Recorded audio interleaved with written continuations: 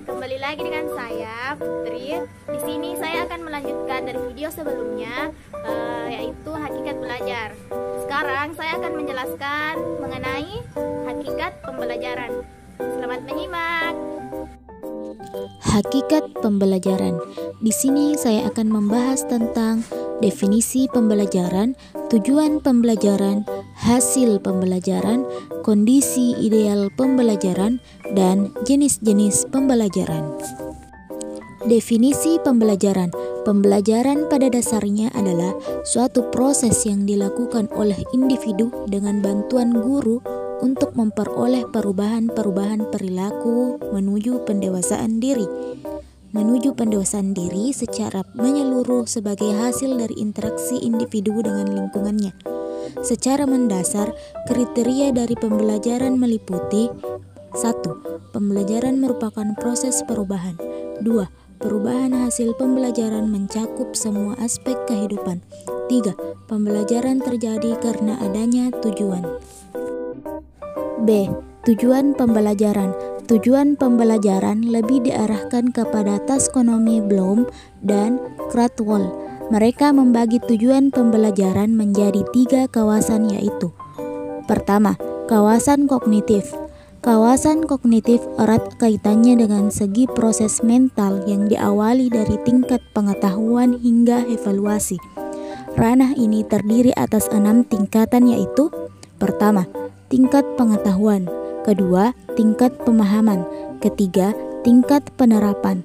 Keempat, tingkat analisa. Kelima, tingkat sintesis. Dan yang keenam, tingkat evaluasi. 2. Kawasan afektif. Kawasan afektif erat kaitannya dengan sikap, nilai-nilai ketertarikan, penghargaan, dan penyesuaian perasaan sosial. Kawasan dibagi dalam 5 hal, yaitu: kemauan menerima, kemauan menanggapi, berkeyakinan, penerapan hasil, ketekunan, dan ketelitian. 3. Kawasan psikomotor. Kawasan psikomotor terkait dengan keterampilan yang bersifat manual atau motorik. Kawasan psikomotor terbagi atas beberapa bagian, yaitu: persepsi, kesiapan melakukan tugas, mekanisme, kemahiran, adaptasi, dan organisasi. C. Hasil pembelajaran. Taksonomi Bloom membagi tujuan pendidikan ke dalam 3 domain, yaitu sebagai berikut. Pertama, cognitive domain. Ranah kognitif mencakup perilaku-perilaku menitik beratkan kepada aspek intelektual seperti pengetahuan, pengertian, dan keterampilan berpikir. Yang kedua, affective domain. Ranah afeksi berisi perilaku-perilaku yang menekankan aspek perasaan dan emosi seperti minat, sikap, apresiasi, dan cara penyesuaian diri. Dan yang ketiga, psikomotor domain atau ranah psikomotor berisi perilaku-perilaku yang menekankan aspek keterampilan motorik seperti tulisan tangan, mengetik, berenang, dan mengoperasikan mesin. Pembelajaran yang dilaksanakan memiliki 2 kemungkinan, yaitu pembelajaran yang berhasil dan gagal. Pembelajaran yang gagal terjadi ketika tujuan yang sudah ditentukan tidak tercapai dengan baik, sedangkan pembelajaran yang berhasil yaitu ketika mencapai hasil yang diharapkan. Kondisi ideal pembelajaran.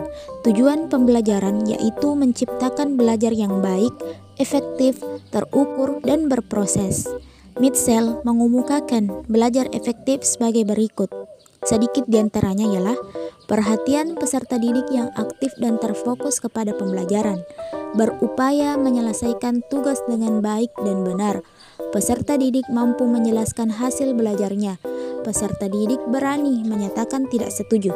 Peserta didik terbiasa untuk mencari alasan kenapa bisa salah. Dalam menyelesaikan masalah, peserta didik mengambil contoh dari pengalaman hidup. Dan peserta didik bertanya dengan rasa keingintahuan yang tinggi. Jenis-jenis belajar. Dilihat dari aspek pembelajaran yang dicapai dapat dibedakan menjadi beberapa macam, yaitu: pertama, pembelajaran keterampilan; kedua, pembelajaran sikap; ketiga, pembelajaran pengetahuan.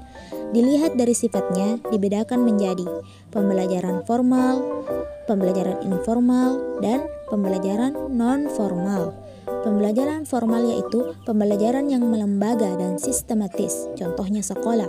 Pembelajaran informal yaitu tidak dilakukan secara sengaja, untuk pembelajaran semisal melakukan pergaulan di rumah dengan teman sebaya, TV, radio, ceramah, dan lain-lain.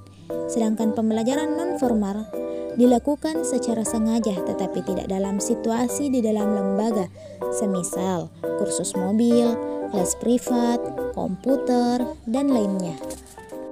Sekian.